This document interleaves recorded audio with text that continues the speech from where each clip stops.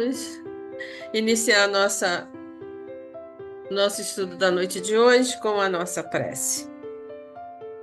Graças a Deus.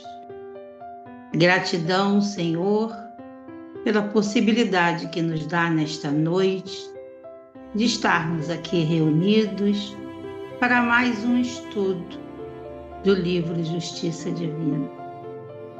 Possamos, Senhor, todos nós estarmos com as nossas mentes e os nossos corações abertos às palavras que serão trazidas pela nossa irmã Valéria. Possamos realmente abrirmos os nossos corações para o melhor entendimento da página e para vivenciá-la, Senhor, no nosso dia a dia. Apesar de todas as dificuldades, de todos os contratempos que sempre surgem, a nos testar e a realmente nos fazer colocar todo o ensinamento em prática. Por isso estamos profundamente gratos à possibilidade que a Casa de Conselheiro nos dá, do estudo, da reflexão e do trabalho. Que todos possamos estar munidos de força, vontade e coragem para levarmos a todos aqueles que nos cercam o conhecimento recebido e para testemunharmos que somos membros do grupo de Jesus, do grupo de conselheiro. Que assim seja. Graças a Deus, obrigada, Regina. Então, vamos lá na nossa página de hoje.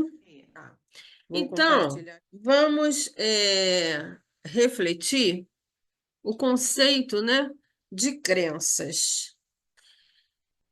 Que muitas vezes crenças pode parecer que é religião. Qual é a religião que a gente professa? Mas isso, ao longo do tempo, até a palavra acaba tendo essa conotação. Mas, na verdade, crença, se a gente vê o conceito lá do dicionário, diz que são estados mentais em que se assume que algo é verdadeiro ou provável. É uma força motivadora que nos leva a agir de certas maneiras. Eu fiquei pensando, e trago aqui para vocês assim, um exemplo simples, mas para a gente entender como é que se processa isso, as chamadas superstições. Eu lembro quando eu era criança que algumas superstições que me passavam, e a gente assume aquilo como verdade, que principalmente para criança, chinelo virado, a mãe morre, guarda-chuva dentro de casa aberto vai fazer mal. E a gente acredita naquilo de tal maneira que aquilo acaba nos movendo, né, fazendo com que a gente haja o quê? Tinha que desvirar tudo quanto é chinelo. Isso é um exemplo simples, mas para a gente refletir em que a gente acredita, e quais são as nossas crenças, como é que se fundamenta isso. E é justamente essa provocação que eu trago aqui. Quais são as nossas? Quais são as nossas crenças? As nossas crenças, elas podem ser. Vamos lá, dona Inter. Espera aí, deixa eu ver se eu consigo aqui. Elas podem ser otimistas, e será que são? Ou são pessimistas? As nossas crenças são positivas ou são negativas? As nossas crenças são libertadoras? São consoladoras? Ou elas são limitantes? Nos escravizam? Ninguém precisa me responder, mas é para a gente pensar. É a provocação inicial. Emmanuel, no livro Consolador, na questão 220, ele diz que todos os materialistas creem em alguma coisa. Quer dizer, até os materialistas, eles creem em alguma coisa, mas poucos se iluminam. O que crê, diz Emmanuel, apenas admite que aquilo existe, não existe, eu acredito naquilo. Mas o que se ilumina vibra e sente. Olha, ele vai colocando isso em profundidade. O que crê depende de elementos externos. É o exterior que nos comanda. O que se ilumina é livre das influências externas e aí tem bastante luz no seu íntimo. É muito interessante, né, esse pano de fundo para a gente entrar nessa página de hoje sobre crenças. E Emmanuel começa essa página já trazendo, lá do livro Céu e Inferno, uma frase de Kardec. Ele diz: declara Allan Kardec, a crença é um ato de entendimento, que por isso mesmo não pode ser imposta. E ousamos acrescentar, diz Emmanuel agora, que isso ocorre porquanto cada consciência cultiva a fé segundo o degrau evolutivo em que se coloca ou de conformidade com a posição circunstancial em que vive. Então, aqui a gente já tem um conceito importante de que a crença é um ato de entendimento. É aquilo que eu entendo como uma verdade. E isso, diz Emmanuel, vai depender do grau evolutivo de cada um.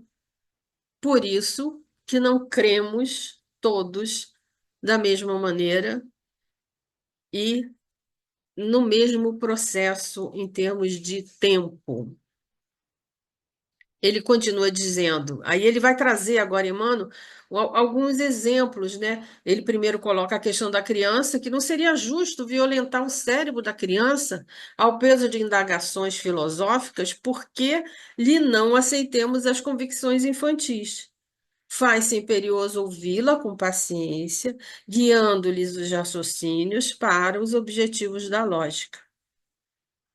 E traz também um outro exemplo, que é do náufrago, dizendo, é crueldade a gente censurar o náufrago porque se agarra à tábua lodosa, porque é a única coisa que ele está vendo na frente dele, provisoriamente incapaz de partilharmos a embarcação confortável. Ao invés disso, é forçoso lhe estendamos concurso fraterno. Então, ele já nos traz como a gente precisa ter paciência e tolerância com cada indivíduo e conosco mesmo. Indo para a psicologia, Jean Piaget, que é psicólogo, biólogo e pensador suíço, né, do século XIX e XX, já entrando no XX, ele é autor desse processo de construção do conhecimento. Eu achei muito interessante trazer isso, porque quando Kardec fala que a crença é uma questão de entendimento, é interessante isso que Piaget coloca para a gente, que cada informação que a gente tem, essa incorporação da informação, essa assimilação, ela vai se dando no processo. Então, a gente tem, ao longo da nossa história, muitos missionários, desde o Antigo Testamento, Abraão, Moisés, José, Jacó, e Jesus e Kardec. Quantas informações a gente vem adquirindo ao longo da nossa existência e no próprio hoje, quantas informações a gente recebe? E é preciso que incorporar, diz Piaget. A primeira questão, o primeiro passo é assimilar. É você incorporar a informação que você recebe. Depois ele diz, num segundo momento, a gente acomoda. É a acomodação, que quer dizer o ajustar-se, o alterar os esquemas da ação adquiridos. Por quê? Porque quando a gente adquire a informação e incorpora aquilo que chinelo virado a mãe morre, eu, quando consigo assimilar outra informação de que isso não é verdade, que isso não vai acontecer, eu preciso acomodar isso, eu preciso que ajustar a um esquema que eu já tinha dentro da minha mente e perceber que agora é outra coisa. Isso demora. Isso varia de cada pessoa. E isso varia também de informação para informação, porque são muitas as informações. né? Deveriam ser. Se a gente está estudando, inclusive, constantemente, a gente tem que estar sempre nesse processo, até diz Piaget, a equilibração, que aí sim é o dominar, é o adaptar-se totalmente ao novo conceito. E não me importa mais, pode ter quantos chinelos na minha frente, que eu sei que a minha mãe não vai morrer por causa disso. Então, esse processo que Piaget traz, eu achei muitíssimo interessante para a gente poder entender essa mensagem de Emmanuel, que é essencialmente nessa página, dizendo que a gente tem que ser paciente e tolerante com a nossa caminhada, com a nossa evolução e com a evolução de cada um dos nossos irmãos. E aí ele vai continuar dizendo assim, agora ele já passa até para a questão institucional. Excesso dogmático, lance de fanatismo, opiniões prepotentes, medidas de intolerância e injúrias teológicas podem ser hoje consideradas por enfermidades das instituições humanas. Porque a partir do momento que eu acredito numa coisa, que eu entendo uma coisa, aí eu quero que todo mundo entenda, e aí eu começo a querer que todo mundo entre naquilo. E às vezes vem esse excesso, esse fanatismo, essa prepotência, né, de cada um de nós nas várias religiões, nas várias crenças, ou até mesmo naquilo que não acredita em nada. E ele continua dizendo: destinadas a desaparecer com a terapêutica silenciosa da evolução e do tempo, embora constituam para todos nós, os cristãos, os espírita cristãos, encarnados e desencarnados, constantes desafios, o mais amplo serviço na sementeira da luz. É claro que é um desafio, porque aquilo que eu acredito, eu devo testemunhar, mas eu tenho que ter a paciência. É um desafio porque o meu testemunho não pode ser imposição. Ele diz: sabemos que a individualidade consciente é responsável pelos próprios destinos. Então, cada um vai responder por aquilo que pensa, que acredita e que faz. Sabemos que a lei funciona em cada espírito, atribuindo isso ou aquilo a cada um conforme as próprias obras. Sabemos que Deus é o infinito amor e a justiça perfeita, e que as forças do universo não acalentam favoritismo para ninguém. É a justiça para todos, dependendo daquilo que a gente faz, é a questão da causa e efeito, né? Então, Emmanuel, ele nos lembra nessa página, como eu já disse, essa questão da paciência e da tolerância. É o grande ensinamento de hoje. E me veio assim de pensar diante dessa tolerância, dessa paciência na pedagogia de Jesus, que é o nosso mestre, é quem devemos seguir, é quem devemos espelhar. Como devemos agir, como devemos, né, nos comportar diante das nossas crenças. Ele é o nosso mestre, ele é o que deve nos inspirar. E aí eu fiquei pensando, né? Como Jesus chamava as pessoas pelo nome, ele sempre gostava de saber qual é o seu nome, né? Como é que você se chama. E ele se dá a conhecer também. Ele falava em parábolas, ou seja, o que eram as parábolas de Jesus? Ele fazia com que as pessoas, através daquela historinha, pensassem, raciocinassem e tirassem conclusões. Tanto que ele diz: quem é que foi o próximo daquele que estava viajante caído? Quem é que fez a vontade do Pai? Foi o que disse sim, não foi, ou foi o que disse não, mas foi? Então ele faz o que? Com que a gente pense, com que a gente raciocine, com que a gente chegue a uma conclusão. Essa é a pedagogia do mestre. Ele respeitava o livre-arbítrio de cada um, porque ele chamou a todos, ele sempre deu espaço e para todos seguirem. Mas ele respeitou a decisão de cada um, o momento de cada um, a resposta de cada um. Ele revelava o que era possível a cada um entender naquele momento, seja os apóstolos mais íntimos, seja a multidão. A gente vê em muitas passagens que diz que depois que ele estava com a multidão, depois ele se reunia com os apóstolos e ele explicava alguma coisa a mais.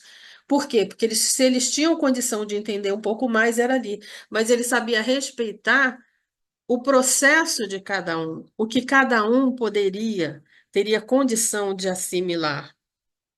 Ele ensinava que é preciso ação, né? Ora, vai, busca, segue, pede, faz, dá você o alimento, semeia, planta, sempre nos chamando à ação, depois de refletir. Então, isso é um pouco, né, da pedagogia de Jesus para a gente se espelhar, né? Essa página nos retrata ao Céu e Inferno, ao livro Céu e Inferno, na sua primeira parte, no capítulo 6, que tem como título Doutrina das Penas Eternas. Então, entender que a justiça divina é aquela onde a gente vai responder às consequências das nossas atitudes, isso aí acho que é passivo para quase todos. Mas entender que não existe chance de continuar esse processo, que esse processo se dá de uma maneira, a pena é essa e acabou, é aí que está a discordância e como o raciocínio e entendimento vai modificando esse dogma de início, né, que se acreditava. Então, a sorte da alma está irrevogavelmente fixada depois da morte, então, a partir do momento do desencarne, se tem o céu ou o inferno, isso é contrário ao progresso da alma. Se a gente entende que há uma progressão na nossa vida, como é que eu posso dizer que, pumba, acabou, não tem mais jeito? Então, é isso que Kardec vai fazendo a gente refletir. Então, com a evolução moral, ele diz: o homem não é mais passivo para entender isso dessa maneira, de que a pena é eterna, de que não há processo. Ele não aceita mais tudo de olhos fechados. Esse dogma é irreconciliável com o progresso da alma. São as conclusões de Kardec. E o item propriamente dito que é trazido nessa página para a gente hoje é esse item 23, que diz: se durante certo. Eu mesmo não estou conseguindo enxergar aqui, que eu tenho uma tela na frente. Se durante certo período, né, da humanidade o dogma da eternidade das penas se manteve inofensivo e benéfico mesmo, chegou o momento de tornar-se perigoso, porque durante um tempo, saber que se eu fizer tudo de bem, eu vou para o céu, e se eu não fizer, eu vou para o inferno, fazia com que as pessoas quisessem fazer o bem.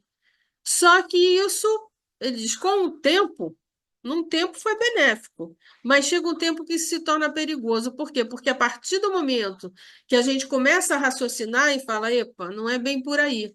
E aí pode cair o quê? Na descrença total. É isso que ele diz. Imposto como verdade absoluta quando a razão racional, que é o caso nosso, né, espíritas, ou afastando-se dos que o professam, ou então descrer absolutamente tudo.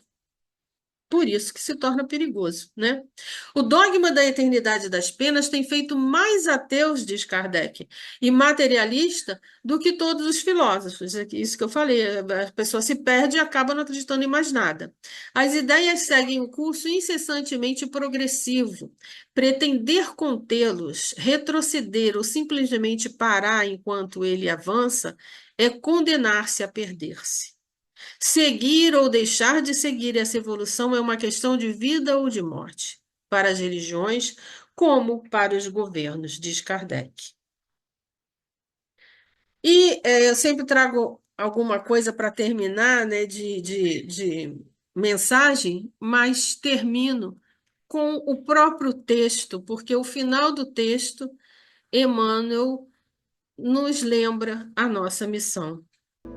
E ele diz: Todavia, conquanto sustendo a fé raciocinada nos alicerces do livre exame, cabe-nos sem qualquer atitude louva-minheira, para com os tabus e preconceitos que ainda enxameiam no campo religioso da terra, o dever de clarear o caminho dos nossos irmãos da humanidade, em base de auxílio, de vez que o Criador concede à criatura os meios indispensáveis para que efetue por si mesma a própria libertação.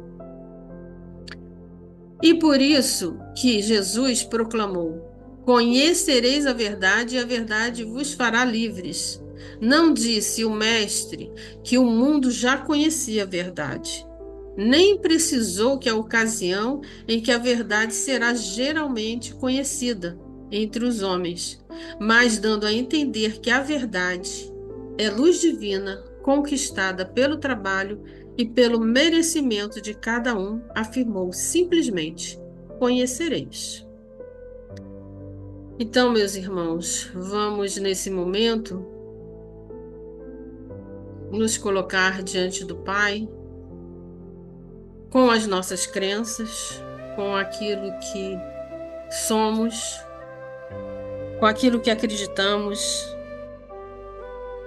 pedindo que cada vez mais o Senhor nos ilumine a nossa mente, o nosso pensamento, para que cada informação que recebamos a cada dia, a cada momento, possamos refletir, raciocinar, averiguar e transformar as nossas crenças em crenças positivas, em crenças consoladoras, em crenças construtivas, não só para a nossa vida, mas para a vida dos nossos irmãos.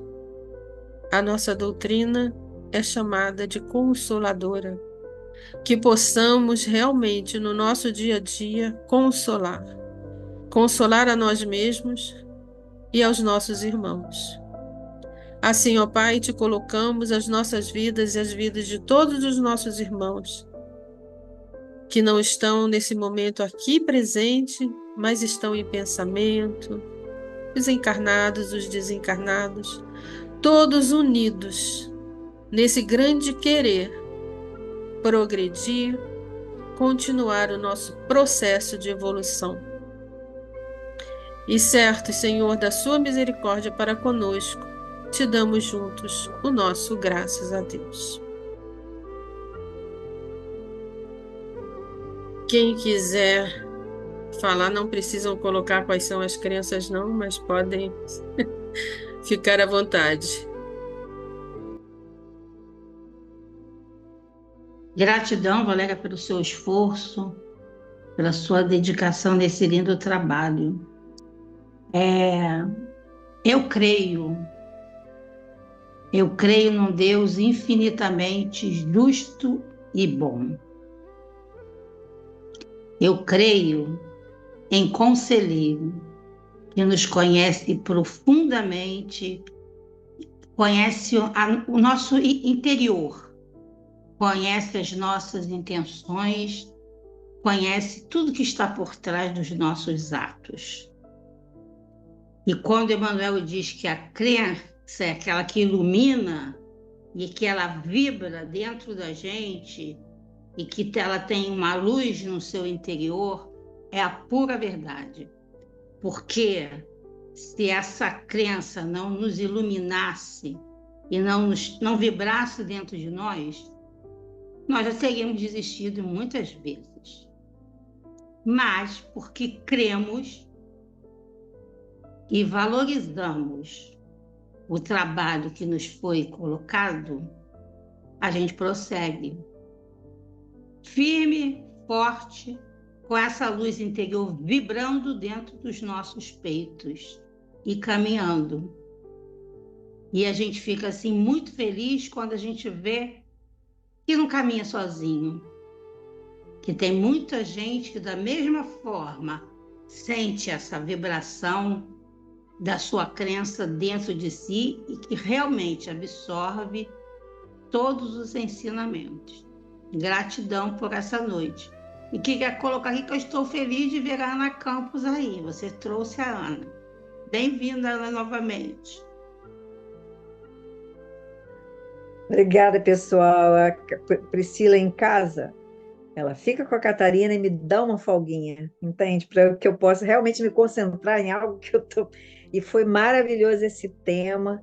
Eu tenho aprendido, já ouvi falar sobre como precisamos observar essas crenças limitantes que nos impedem, muitas vezes, de realizar, observar para não deixarmos levar até pelo inconsciente coletivo, né? Que muitas vezes embarcamos em cada coisa que, quando as pessoas a gente vê, fala, gente, mas como é possível isso? Eu sempre falo, não acredito numa coisa dessa.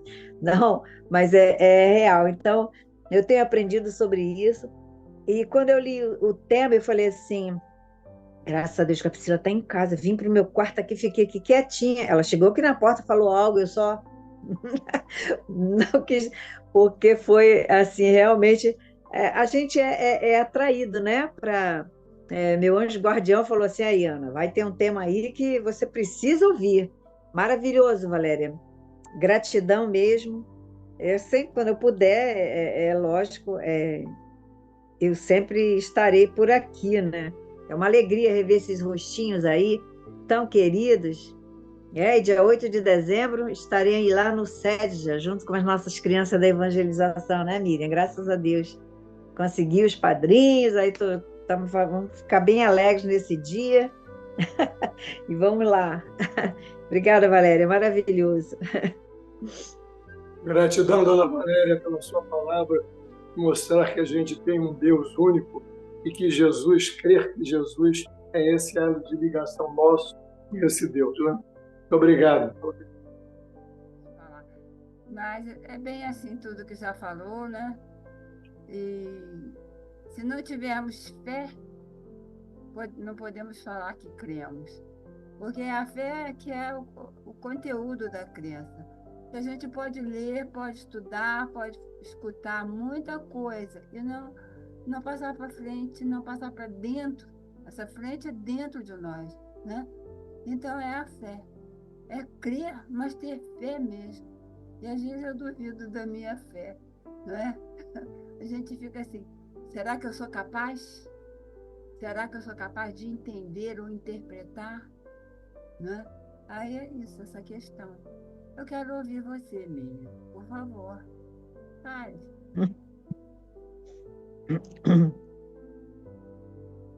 Quer não? Isso que você falou é importante, Leila, que eu acho que é a primeira crença que a gente tem que ter em nós mesmos, né?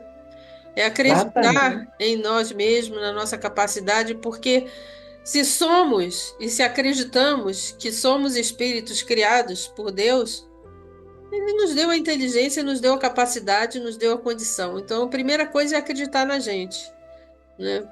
Isso é muito importante.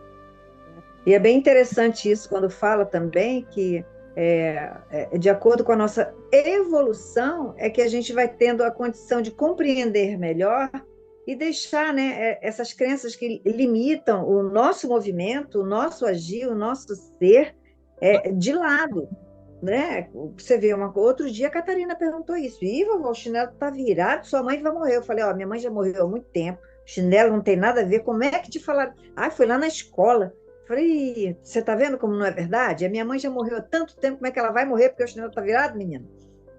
Já ouviu? Você vê, até hoje as pessoas ainda usam, Usar né? esses termos, né? Tentando fazer com que as pessoas se mantenham naquele padrão mesmo, não saiam, não evoluam. E o mundo já evoluiu muito e nós também. A gente observa as coisas e a gente percebe. Cara, nós estamos indo no caminho, e esse caminho maravilhoso que Jesus nos deixou, né? E a gente vê, eu achei tão, tão lindo o que você falou, relatando sobre Jesus, a forma como ele falava, as perguntas que ele fazia, que é muito importante, né? Às vezes a gente fica só querendo respostas e a gente não está nem em condição de receber. A gente pode perguntar, mas sem estar formulando as respostas, não é? E Jesus nos dá as perguntas necessárias para a gente poder raciocinar e não ficar querendo formular respostas que nos agrade, que nos coloque dentro da situação que a gente quer. A gente tem que esperar porque as respostas vêm, mas vêm da maneira correta para a gente, chega no momento certo, né? Bem bacana isso aí, gostei. E isso era muito pertinente, né, no tempo de Jesus, porque os fariseus, os saduceus estavam sempre ali querendo pegar ele, né, em alguma.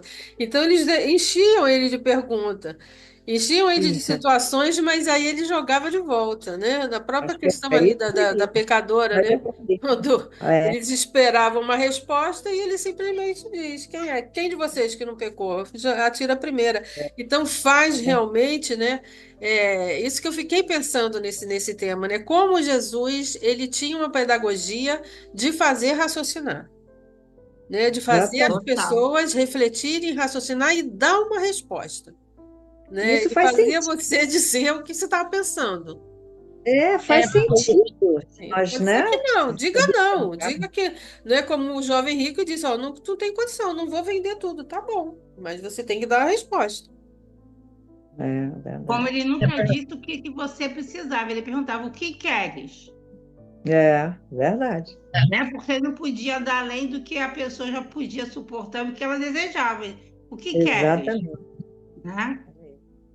A gente quer muita coisa, mas a gente tem que entender que tem que ser o momento certo, aquele momento em que você está preparado até para receber aquilo que você quer, né? É. Não desperdiçar aquilo que você tanto quer. Então, vem o momento certo, né? Esse E pedido, também Jesus, em momento nenhum, ele quis desfazer o feito, né? Ele mostrava para todo mundo que não vim descobrir a lei, eu vim dar continuidade. E é esse raciocínio que ele quer. É esse que o texto está dizendo. O passado, ele teve suas funções, mas tu não pode ficar presos nele, porque o mundo anda.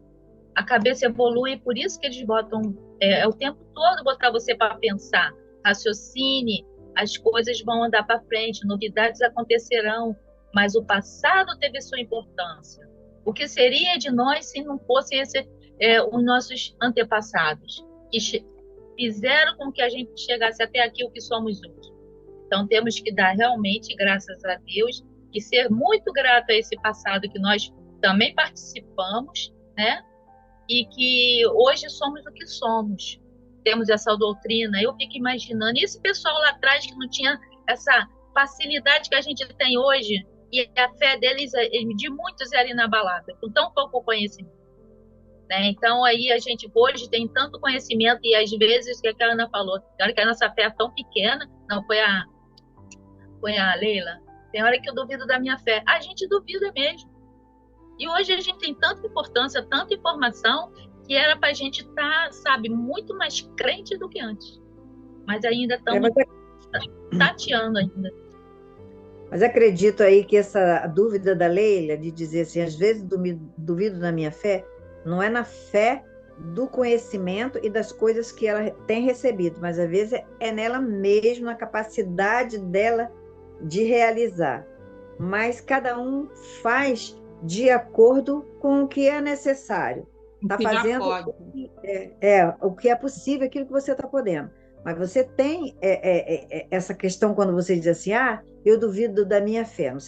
Aí já é uma coisa pessoal sua, você está duvidando de você, não é da sua fé. Tanto que você continua aí atuante da doutrina, trazendo várias vezes seus estudos, a sua palavra. Então, não é da sua fé que você duvida, é de você mesmo, porque você às vezes se sente debilitada, se sente assim, poxa, será que eu ainda sou capaz?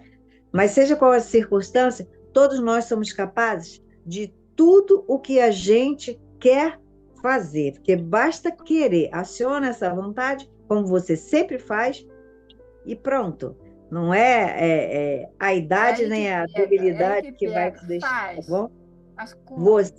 Você é uma mulher de fé nas coisas que você exemplo de perseverança, né? É exemplo. E a gente tem que entender que a gente não está pedra o tempo inteiro. Tem hora que a gente está galho. Todos nós temos Verdade, temos fases, né? Somos feitos de fases. Vai dar Zoom. Então, mais uma vez, obrigada a todos a participação. Lembrando que quarta-feira que vem vamos ficar descansando e voltamos na outra quarta. Quarta-feira que vem Ah, não tem Zoom. Só na tá bom. Tá bom? Muito obrigada a todos. Amei.